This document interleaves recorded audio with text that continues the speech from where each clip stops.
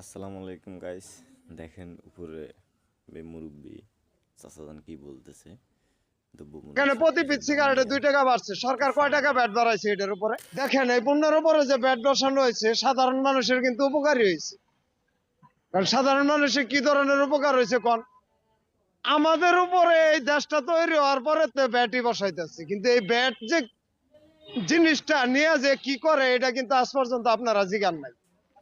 এই যে পণ্যের উপরে ব্যাট বসায়, আমরা কিন্তু ব্যাট দিয়ে কিনি, কিন্তু এই ব্যাটের টাকাটা কোথায় যায় এটা কিন্তু আজ পর্যন্ত আমরা কেউ কি জানি না। বলে এই যে আপনারা এখন বলেন 115 উপরে ব্যাট বসাইছে, তাহলে অবশ্যই এনে ব্যাটের একটা বড় মাপের অর্থ সঞ্চিত হবে। তাহলে টিসিবির বন্ধনটা বন্ধ হয়েছে কেন? আমাকে কি নতুন করে একটা রেশন কার্ড দেওয়া হয়েছে? সিগারেটের দোকানে গেলে তো আমার কাছ থেকে ওই ব্যাটটা বাদ দিতেছে না। তাহলে বুঝেন এটা একটা পরিকল্পনা গরিবদের শোষণ করা।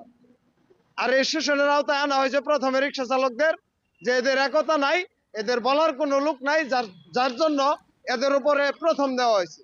তার সবচেয়ে বেশি গুরুত্বপূর্ণ যে জিনিসগুলো আমরা ব্যবহার করি ওটির উপরে এই ব্যাটটা বেশি বসেছে।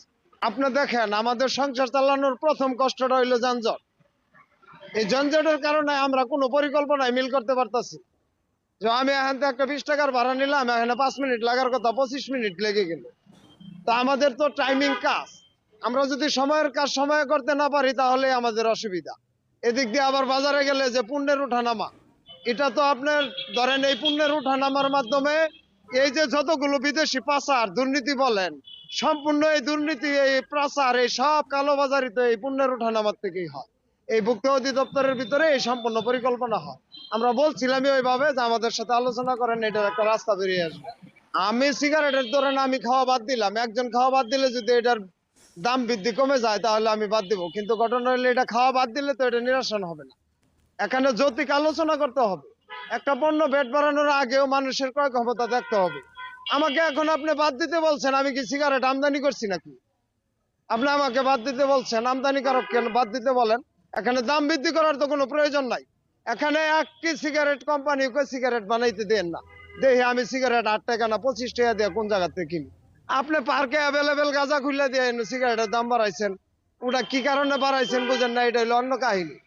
এই যুব সমাজকে এই যে মাদক দিয়ে ধ্বংস করা, এখানে সিগারেটের দাম বৃদ্ধি হওয়ার মানে গাঁজার দাম কম, তাহলে আপনি সিগারেট কিনবে না গাঁজা কিনবে?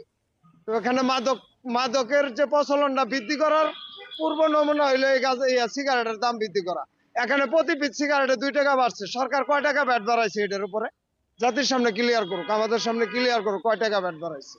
এক পিস সিগারেটে 2 টাকা ব্যাট বৃদ্ধি করলে সরকার প্রতি প্যাকেট সিগারেটে কয় টাকা ব্যাট